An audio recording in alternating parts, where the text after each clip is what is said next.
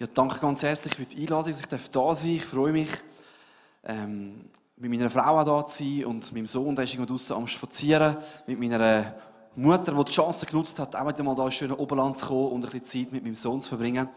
Und ich bin ja Leiter auch von einer Kirche und ich finde es echt genial zu sehen, wenn ihr da zusammen Kirche baut, an einem schönen Tag hier hinkommt und wenn miteinander Jesus suchen, einfach Gemeinschaft feiern, Gott suchen.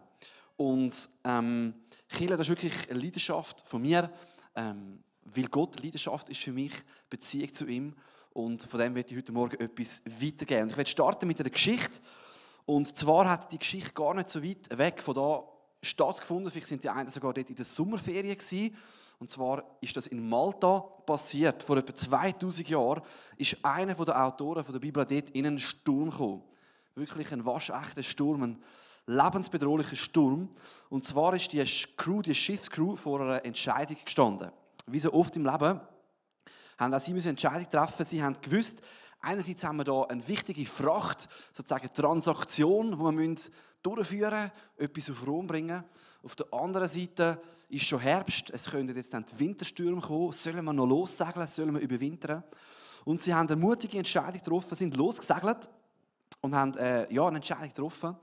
Aber der Mut ist nicht belohnt worden, sondern kurz darauf sind sie in einen unglaublichen Sturm gekommen. Sie haben 14 Tage weder die Sonne noch die Sterne gesehen, sind einfach dahingetrieben durchs Meer, haben keine Chance mehr gehabt, zu navigieren.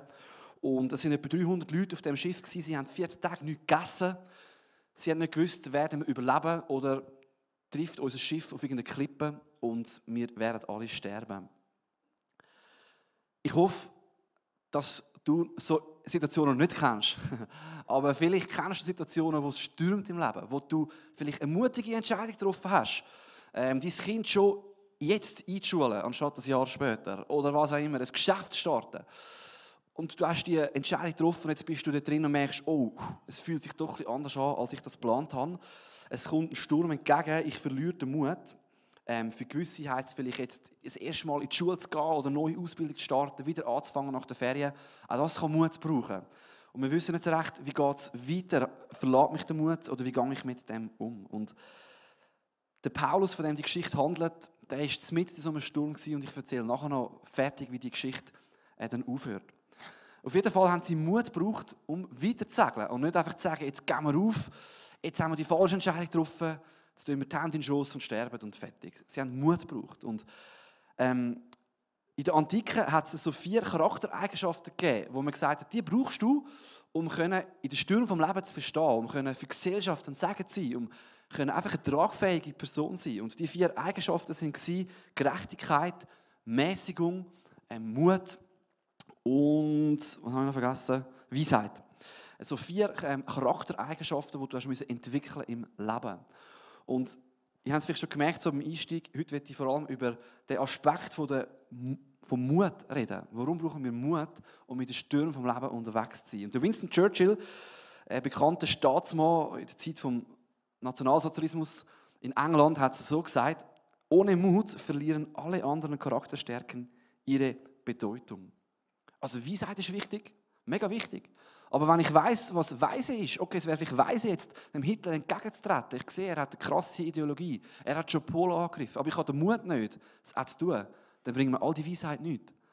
Ohne Mut verlieren alle anderen Charakterstärken ihre Bedeutung. Und er hat wirklich erlebt, was das heisst. Ganz hautnah. Eine grosse Entscheidung. Ja, was machen wir jetzt? Der hat Polen angegriffen. Ja, was ist jetzt gerecht? Was ist weise? Er hat viel Mut gebraucht, eine Entscheidung zu treffen. Aber er hat den Mut genommen und hat einen Schritt gemacht und ist dem Find entgegengetreten.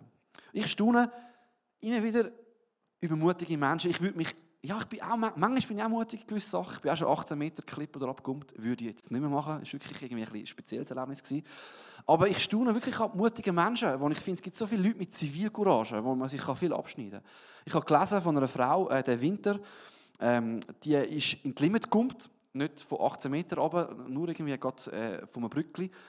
Aber es war nicht Sommer, sondern mitten im Winter. Ich habe ein Bild mitgebracht von dieser Frau. Und zwar hat die jemand gerettet, da ist ein Auto in die Limit gestürzt. Und ist immer mehr abgesunken in den Fluss rein. Und das war eine Flight Attendant, also nicht eine Schweizerin, die da einen Stopover hatte.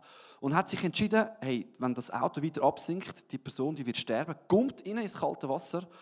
Und das hat wie eine Kettenreaktion ausgelöst. Viele Passanten haben gedacht, so kalt kann es nicht sein, ich könnte ja auch helfen. Und mehr sind reingekommen. Und es gibt wirklich ein Film, ihr könnt es mal googlen, das findet man. Und haben geholfen, haben können die Scheibe einschlagen, das Auto versuchen noch ein bisschen zurückzuheben und können den Mann rausziehen und hat überlebt. Wegen Mut unter anderem von so Leuten wie dieser Frau, die nicht nur gewusst hat, was gerecht oder was weise ist, sondern den Mut gehabt hat, auch dann in dieser Situation das Richtige zu tun. Ich weiss nicht, wo du Mut brauchst in deinem Leben, gerade im Moment. Es kann vielleicht sein, zu etwas Nein zu sagen. Wenn du merkst, hey, ich bin überfordert, ich brauche Hilfe. Vielleicht Hilfe dir zu holen. Es kann mega Mut brauchen. Vielleicht brauchst du Mut, ein schwieriges Gespräch zu führen. Nach der Ferien mit deinem Chef. Etwas anzugehen im Geschäft.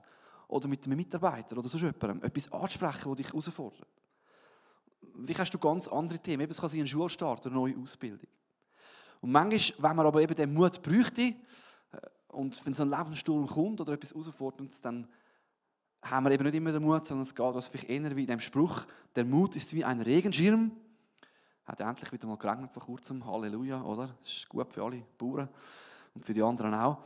Wenn man ihn am dringendsten braucht, fehlt er einem. Oder vielleicht wie dem Hund, der hat da ein Nashorn gejagt, hat alle Mut zusammengenommen und dann haben sie ihn gefragt nach seiner Strategie und interviewt und vielleicht haben wir mal das Bild gesehen. Er hat dann gesagt, manchmal muss man sich dem Mut etwas nachhelfen, oder? Und hat dann geantwortet im Interview, ich war stockbesoffen. Ich hoffe, dass du bessere Strategien hast, um mutig zu sein in dieser Welt, als dich zu betrinken oder irgendwie deinen Verstand abzustellen oder was auch immer, oder dich zurückzuziehen. Und das bringt uns zurück zu der Geschichte von Paulus in dem Sturm. Was hat er für Gründe gehabt, mutig zu sein? Es hat gestürmt, schon 14 Tage und Nacht und sie haben wirklich den Mut eigentlich aufgegeben. Der Paulus ist ermutigt worden, nicht weil er sich betrunken hat, sondern durch seinen Glauben. Sein Glaube hat ihm Mut gegeben. Und zwar ist ihm ein Engel erschienen. Gott ist ihm begegnet im Traum und hat ihm eine Zusage gegeben, ein Versprechen. Ihr werdet nicht sterben. Du wirst auf Rom kommen und können mich bezeugen und keiner von dieser Besatzung wird sterben. Und so hat der Paulus mit dem Versprechen von Gott seinen Mut zusammengenommen, die ganze Crew an Deck gerufen und er hat das ja auch nicht gewusst, das war ja ein Glaube, den er hatte, eine Zusage von Gott, aber er hat dann den anderen mit dem Glauben Mut gemacht und gesagt, hey, esset etwas, wir müssen uns stärken, dass wir ready sind für das, was jetzt kommt und das haben sie dann befolgt und schlussendlich haben alle überlebt, das Schiff ist kaputt gegangen, aber sie sind eben auf Malta dann gespült worden, auf die Küste. Was hat denn Paulus so einen Mut gegeben? Paulus, der auch ausgepeitscht worden ist, der für seinen Glauben eingestanden ist und so mutig vielem entgegengetreten ist. Was hat ihm Mut gegeben? Er hat Gründe gehabt, mutig zu sein. Und wir werden mal einen Text anschauen aus der Bibel, wo er einige von diesen Gründen aufzählt, wo wir als Christen auch dürfen, uns zu eigen machen. Und ich werde ein paar Punkte aus diesem Text, aus diesen Gründen herausnehmen. Wir lesen zusammen ein paar Verse aus dem Römer 8. Alle, die sich von Gottes Geist regieren lassen, sind Kinder Gottes. Denn der Geist Gottes, den ihr empfangen habt, führt euch nicht in eine neue Sklaverei, in der ihr wieder Angst haben müsstet. Er hat euch vielmehr zu Gottes Söhnen und Töchtern gemacht. Jetzt können wir zu Gott kommen und zu ihm sagen, aber, lieber Vater, Gottes Geist selbst gibt uns die innere Gewissheit, dass wir Gottes Kinder sind. Als seine Kinder aber sind wir gemeinsam mit Christus auch seine Erben. Und leiden wir jetzt mit Christus, werden wir einmal auch seine Herrlichkeit mit ihm teilen. Ich bin ganz sicher, dass alles, was wir in dieser Welt erleiden, nichts ist, verglichen mit der Herrlichkeit, die Gott uns einmal schenken wird. Was kann man dazu noch sagen? Wenn Gott für uns ist, wer kann dann gegen uns sein? Amen. Gott hat sogar seinen eigenen Sohn nicht verschont, sondern ihn für uns alle dem Tod ausgeliefert. Sollte er uns da noch etwas vorenthalten? Denn ich bin ganz sicher, weder Tod noch Leben, weder Engel noch Dämonen, weder Gegenwärtiges noch Zukünftiges, noch irgendwelche Gewalten, weder Hohes noch Tiefes, oder sonst, kannst du einsetzen für dich, was du immer willst, irgendetwas auf der Welt können uns von der Liebe Gottes trennen, die er uns in Jesus Christus, unserem Herrn, schenkt. Wow, was für ein Text, was für Versprechungen, was für Gründe, was für Zusagen, die wir Christen dürfen haben, um mutig durchs Leben zu gehen. Und ich will 3 so Gründe herausnehmen. Das erste Grund, dass unsere Identität feststeht. Das zweite, dass Gott für uns ist. Und das dritte, dass wir keine Angst vor dem Ende haben müssen. Der erste Grund, den ich herausziehe, ist, dass unsere Identität feststeht. Ich finde das so cool als Christen. Wir haben so einen Grund, so einen starken Grund und Boden für Identität. Ich habe gerade gestern einen Zeitungsartikel gelesen, einen Tagesanzeiger, wegen dieser ganzen Rasta-Affäre da, wo Konzerte gecancelt werden, weil Leute sich unwohl fühlen, wenn andere mit Rastas weisse Musiker auf der Bühne spielen. Und der Artikel ist darum gegangen, hey, heute ist das Gefühl ist King, oder? Wenn ich kann sagen, ich fühle mich schlecht oder ich fühle mich so und so, dann ist das eigentlich ein Durchschlagargument. Und warum? Weil oft das Gefühl mit meiner Identität zu tun. Ja, meine Identität ist eben nicht mehr etwas, das gegeben ist durch meine Familie, durch äußere Umstände, sondern wie ich mich fühle. Ich muss mich selber definieren. Ich muss Selbstbewusstsein in dieser Welt, mich selber erfinden. Und wenn ich zu wenig Selbstbewusstsein habe, dann kann ich mich nicht verwirklichen. Also muss ich mich wieder gut fühlen. Und wenn ich das nicht schaffe, dann ist es wieder nicht gut und ich weiß nicht, wer ich bin und es gibt ein Durcheinander. Natürlich sind Gefühle wichtig, aber es kann auch ein Chaos geben, wenn wir nur auf die schauen, für unsere Identität. Und oft schauen wir auf etwas, das uns Wert gibt, oder? Was gibt mir eigentlich Identität? Was gibt mir Bestätigung? Und sehr oft in unserer Gesellschaft ist das die Leistung oder Anerkennung von anderen. Was gilt ich? Komme ich gut an? Werde ich gesehen? Aber wenn mein Wert, meine Identität von dem abhängig ist, kann mich der Mut sehr schnell verlassen. Weil was ist, wenn ich Angst habe, zu versagen? Wenn ich Angst habe, die bewertet mich schlecht? Vielleicht habe ich nicht den Mut, herzustehen oder das anzupacken oder eben Hitler entgegenzutreten, wenn es eigentlich wichtig wäre wie der Churchill. Ein Schriftsteller, der Benjamin Nugent, hat es so gesagt, er hat gesagt, das Schreiben ist das Wichtigste gewesen, sein Selbstwert, dass er seine Identität definiert hat. Aber schlussendlich ist das ihm eigentlich zum Fluch geworden. Er sagt es so, als gut schreiben zu können mein einziges Ziel war, machte ich die Qualität meiner Arbeit zum Maßstab meines Selbstwerts. Aus diesem Grund konnte ich nicht mehr richtig lesen, was ich selbst geschrieben habe. Warum? Ich konnte nämlich nicht beurteilen, ob etwas, das ich geschrieben hatte, gut oder schlecht war. Denn es musste gut sein, damit mit mir alles in Ordnung war. Da kannst du nicht mutig sein. Wenn dein Wert daran hängt, ob du ein guter Schriftsteller bist, dann verlässt dich der Mut, überhaupt ehrlich zu lesen, was ich da geschrieben habe. Ehrlich anzuschauen in meinem Leben. Was ist eigentlich mit mir? Und die Angst zu versagen, sagt die Bibel, ist ein Stück weit wie etwas, das uns versklaven kann. Die Bibel sagt, wir können Sklaven werden von unseren Ängsten, von unseren Gedanken. Gerade auch von so Gedanken, was denkt der andere über mich? Was könnte passieren, wenn ich das und das nicht schaffe? Und ich denke, das ist wie so eine Grundangst in unserem Leben. Aber das Coole ist, als Christen wissen wir, es gibt einen Ausweg. Dann schau, was die Bibel sagt. Wir haben es gelesen und ich lese es nochmal vor. Denn der Geist Gottes, den ihr empfangen habt, führt euch nicht in eine neue Sklaverei, in der ihr wieder Angst haben müsstet. Er hat euch vielmehr zu Gottes Söhnen und Töchtern gemacht. Als Christ kann es dir passieren, dass du Angst hast. Das kenne ich auch von meinem Umfeld, von Freunden oder Verwandten. Aber du musst keine Angst haben. Du hast extrem viele gute Gründe, dich nicht zu fürchten. Und ein Grund davon ist, dass deine Identität, wer du bist, die steht fest. Ein Grund ist, dass du weißt, ich bin Sohn, ich bin Tochter von Gott. Und das muss ich mir als Pastor manchmal auch wieder sagen. Es kann recht schnell passieren, oder generell, ich bin eher eine leistungsorientierte Person. Ich wollte früher im Sport oder, die älteren Kollegen beeindrucken. Und vielleicht später ist es dann irgendetwas anderem oder in dem, was man macht. Und ich muss immer wieder sagen, oder haben wir lernen, mir zu sagen, hey, als erstes bin ich nicht Pastor oder jemand, der etwas leistet. Und auch nicht einmal Ehemann. Oder nicht mal Vater. Oder Geschäftsmann. Als erstes bin ich Kind Gottes. Das ist meine erste Identität. Und wenn das steht, gibt mir das so ein gesundes Selbstbewusstsein, dass ich zu Sachen Nein sagen kann, wo ich nicht mich beweisen muss, aber auch zu Sachen Ja sagen, wo ich mir nicht schade sein dafür. Schau, wie die Antiken sie Mut definiert haben, finde ich mega spannend. Sie haben gesagt, es ist eigentlich immer, so eine Charakterstärke ist immer der Mittel zwischen zwei Extremen. Das eine Extrem bei Mut wäre Feigheit. Schwanz einziehen und sagen, oh, keine Ahnung, ich weiss, es wäre das Richtige, aber ich bin blockiert, ich kann jetzt nicht eingreifen. Das wäre Feigheit. Das andere wäre Übermut. Bringt dir auch nichts. Wenn du dich zum Beispiel beweisen willst und sagen, ich will allen zeigen, was ich für ein mutiger Typ bin, rennst du über Klippen, 25 Meter, gehst du ab, bist du nicht tot. Ja, hat dir auch nicht viel gebracht. Also wenn du dich beweisen musst aus Übermut oder vielleicht aus Minderwert, feig bist, ist das nicht das Ziel, sondern das Ziel ist, ein gesundes Selbstbewusstsein zu haben, zu wissen, wer du bist in Gott. Und das darf dir Mut geben. Mut geben, nicht zu überlegen, was denken die anderen, wie komme ich an, sondern zu wissen, wer du bist in Gott. Du bist Tochter vom Vater im Himmel, Sohn Gottes. Das ist deine erste Identität und die ist fest und hängt nicht einfach von deinen Gefühlen ab. Das möchte ich dir heute Morgen zusprechen. Dann einen kleinen Witz eingebaut. Meine Frau warnt mich zwar immer, das ist immer gefährlich, aber ich bringe ihn jetzt gleich noch. Also Mut als Definition, oder? Mut ist, in der Badhose ins Theater zu gehen.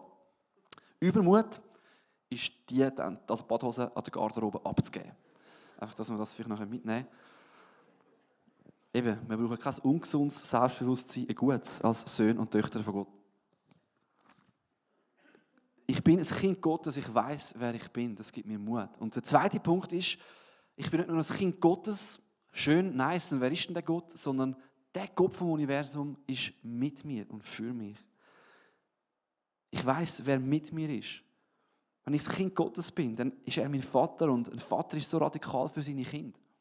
Mutter, Eltern. Gott ist für dich. Und im Römer 8,31 heißt es, was kann man dazu noch sagen? Wenn Gott für uns ist, wer kann dann gegen uns sein? Hey, vielleicht musst du genau das heute Morgen wieder mal hören. Hast du gewusst, dass der allmächtige Vater Gott im Himmel mit dir ist? Egal, was was dir entgegenkommt. Was für Herausforderungen auf dich zukommen. Und jemand, der das hat wirklich durchbuchstabieren ins tiefste existenzielle Leben, aber ist der Martin Luther King. Er ist eingestanden für die Rechte der Schwarzen in Amerika und hat die Bürgerrechtsbewegung geleitet oder war ein Anführer von der, der schlussendlich zu mehr Rechten der Schwarzen geführt hat in Amerika. Und er ist eigentlich dort reingerutscht. Es war so, dass es einen Protest gab in Montgomery, wo er gelebt hat. Man hat Boykotts gemacht, dass die Schwarzen auch überall im Bus mitfahren dürfen. Und der Martin Luther King war Pastor und ist schnell zum Anführer, zum Redenführer von dieser Bewegung geworden. Das hat ihm aber Gegenwind eingebracht. Er war mutig, für seine Überzeugungen einzustehen. Aber er hat in der Nacht Morddrohungen bekommen. Er hat ihm angerufen und gesagt, wenn du nicht verschwindest aus dieser Stadt, bist du innerhalb von 3 Tagen tot und deine Familie auch. Und er beschreibt Neumann, dass die Drohung mit dem Tod, die hat ihn in so eine Schockstarre versetzt. Er hat nicht mehr gewusst, was er machen soll. Er war völlig überfordert. Der Mut hat ihn total verlassen. Parallelisiert. Ich kann nichts mehr machen. Vielleicht kennst du das auch. Was soll ich jetzt machen in dieser Situation? Wie soll ich vorangehen? Aber er sagt, dass dort etwas ganz Tiefes in ihm passiert ist, dass er Gottes Gegenwart gespürt hat und eine Stimme von Gott, die ihn ermutigt hat und gesagt hat, hey, steh auf für die Gerechtigkeit, für das, was du siehst von mir, was die Wahrheit ist. Steh auf und kämpfe für das und ich werde mit dir sein. Ich werde dich nie, aber gar nie alleine lassen. So schreibt er es. Und er sagt, ich habe eine Gegenwart von Gott gespürt, wo mir einfach gezeigt hat, ich werde nie allein lassen. Und er sagt, es hat mir wie einen Perspektivenwechsel gegeben. Ich habe nicht mehr die Drohung gesehen von der Welt und was gegen mich kommen kann, sondern ich habe plötzlich gesehen, Gott ist mit mir.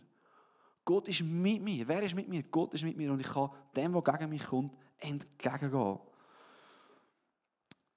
Er hat das genannt, so die Gott ist mit mir Welt. Ein neuer Blick auf seine Umstände. Das wünsche ich dir auch heute Morgen. Ein neuer Blick auf deine Herausforderungen. Ein Gott ist mit mir Blick auf das, was dir entgegenkommt. Was auch immer das ist, ob das innere Ängste sind, ob das äußere Nöte sind, ein Konflikt in deiner Familie. Wenn Gott mit dir ist, wer kann gegen dich sein? Es ist nicht alles perfekt, aber er ist mit dir. Dass nicht alles perfekt ist, hat auch der Martin Luther King erleben. Und das Erlebnis, das er mit Gott dort in seinem Zuhause, tief in seinem Herz, das ist getestet worden, kurz darauf. Und er hat weitergemacht, er hat öffentlich seine Meinung gesagt, auch mit dem Christentum, für die Gleichheit der Menschen ist er eingestanden. Da kommt einer rein, 4 Tage später und ruft, dein Haus ist bombardiert worden. Frau und Kind sind drinnen. Er rennt zurück zu dem Haus und er sieht, wie ein Mob von Schwarzen schon dort ist, wo jetzt kämpfen für Gerechtigkeit. Jetzt ist unser Leiter, haben sie umbringen, jetzt gehen wir die anderen nehmen. Und seine Familie hat überlebt und er geht dann her und sagt eigentlich diesen Leuten, hey, wer mit dem Schwert kämpft, der wird dann mit dem Schwert sterben. Und ermutigt sie, im Frieden zu gehen und ihre Feinde zu lieben. Und in dem Moment fangen sie an, das Lied Amazing Grace zu singen. Und Historiker sagen, dass das der Wendepunkt war, wo die Idee von der Gewaltlosigkeit, ja, es ist ja schön, gewaltlos zu sein, aber wenn dann dein Haus bombardiert wird und ein Mob vor dir hast, ist es etwas anderes. Das war der Moment, wo das wirklich zu einer gewaltlosen Bewegung geworden ist. Aber eigentlich war es nicht der Moment, sondern der Moment war ein paar Tage vorher, wo der Martin Luther King gecheckt hat, wer ist mit mir? Gott ist mit mir. Und darum muss ich keine Angst haben. Und darum kann ich mit einer anderen Haltung, mit einer anderen Gesinnung der Herausforderungen, die auf mich zukommen, entgegengehen. Und vielleicht haben wir nicht so grosse Kämpfe wie der Martin Luther King. Und er hat viele Herausforderungen gehabt, aber du darfst wissen, Gott ist mit dir.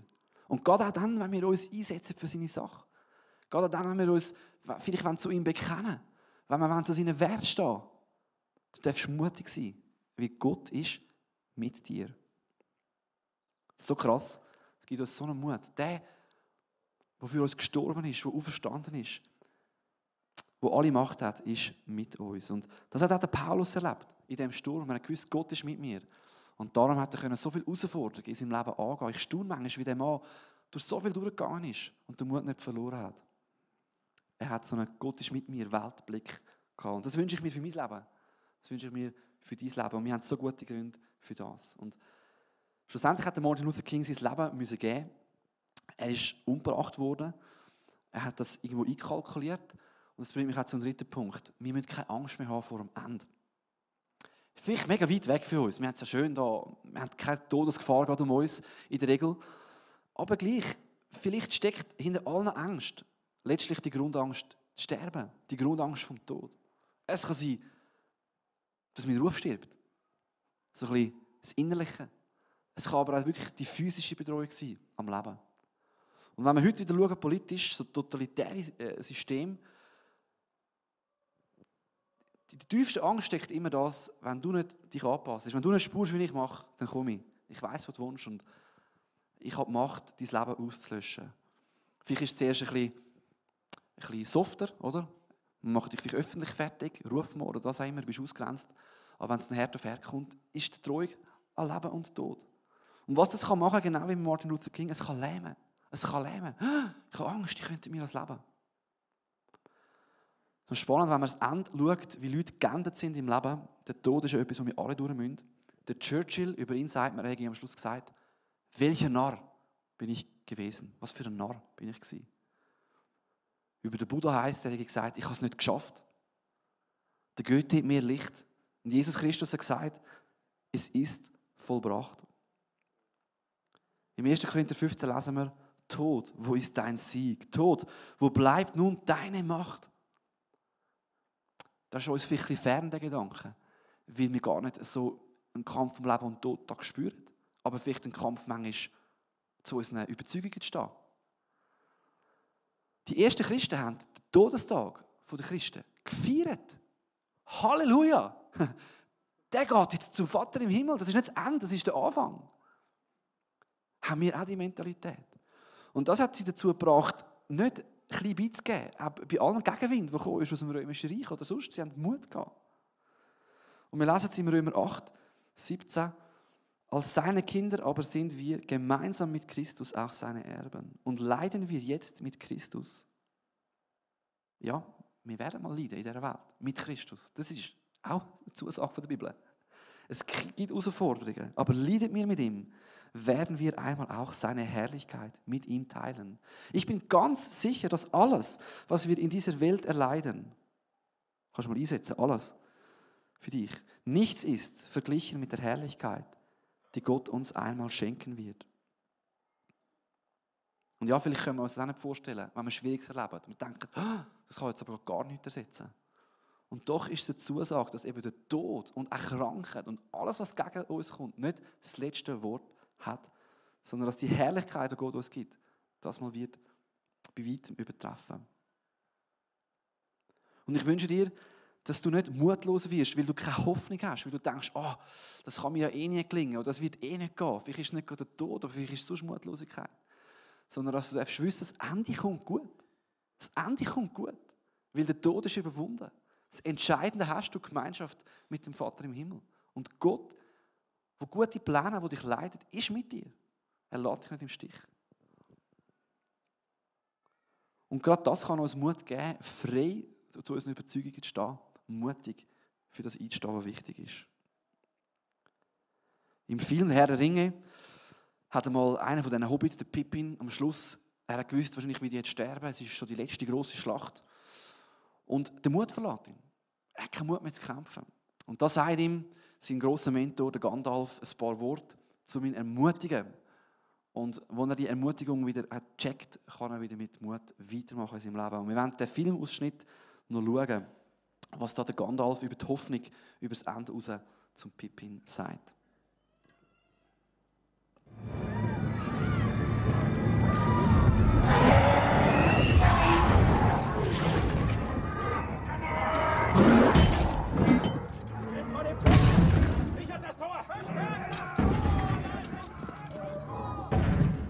Ich hätte nicht gedacht, dass es so enden wird. Enden? Nein, hier endet die Reise nicht. Der Tod ist nur ein weiterer Weg, den wir alle gehen müssen. Der graue Regenvorhang dieser Welt zieht sich zurück und alles verwandelt sich in silbernes Glas. Und dann siehst du es. Was, Gandalf? Was sehe ich? Weiße Strände. Und dahinter ein fernes grünes Land unter einer rasch aufgehenden Sonne.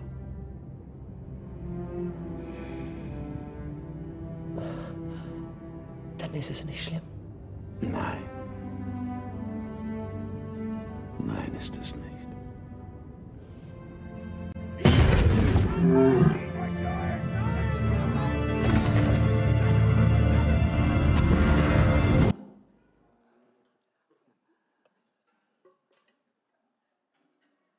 Sorry für die abrupte Aufweckung am Sonntagmorgen. Und wo der Pippin das checkt, dass eigentlich das gar nicht das Ende ist, kommt er neu Mut über die Herausforderungen, denen er entgegensteht, entgegenzutreten. Und als Christen soll das nicht zu einer Weltflucht führen, dass man sagt, ja, jetzt interessiert uns das Leben nicht mehr oder was auch immer, weil wir Hoffnung auf die Ewigkeit haben. Sondern die Hoffnung, dass eben das Ende nicht der Tod ist, gibt uns Mut, das Leben da zu gestalten und Sachen entgegenzugehen und anzugehen, wie Martin Luther King, der sich eingesetzt hat für seine Überzeugungen aus christlicher Überzeugung. Als Christ hast du mega gute Gründe, mutig zu sein. Das heisst nicht, dass wir immer mutig sind, das ist mir völlig bewusst, aber wir haben sehr gute Gründe. Und je mehr wir uns auch auf die Gründe fokussieren und uns die bewusst machen, desto mehr machen wir vielleicht einen mutigen Schritt. Die Frage ist, kannst du dich auf die Gründe verlassen?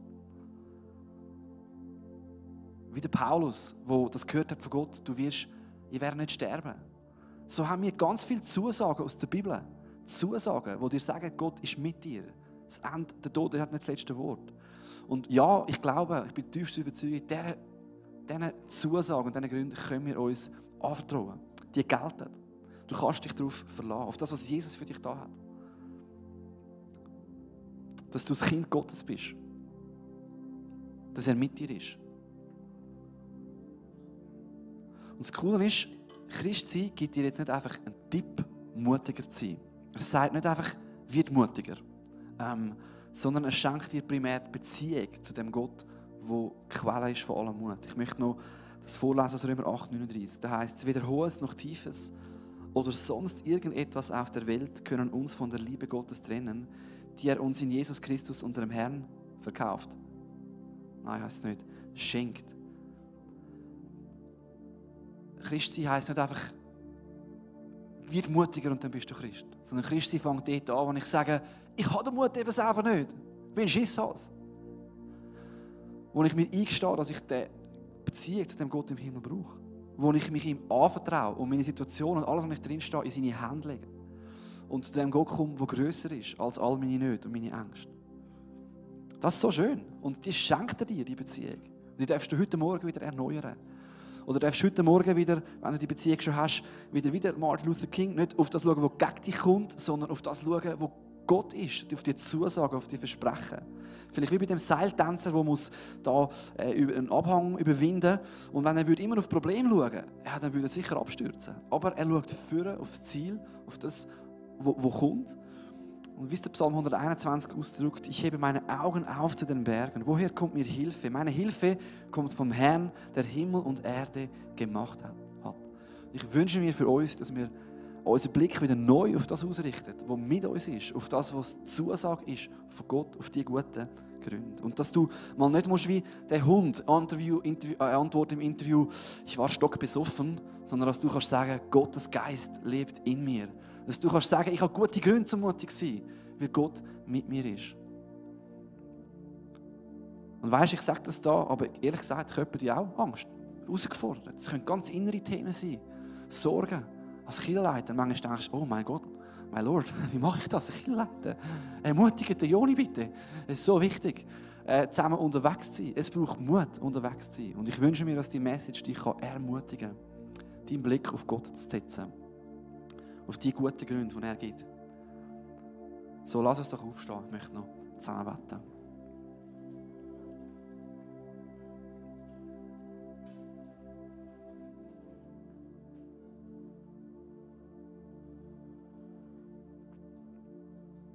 Vielleicht hast du gerade etwas, das dich im Moment beängstigt.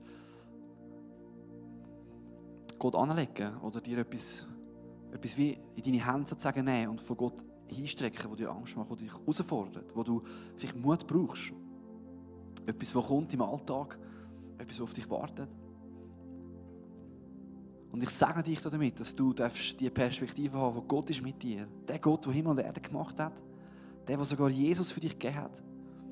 Wenn er für dich ist, was kann gegen dich sein?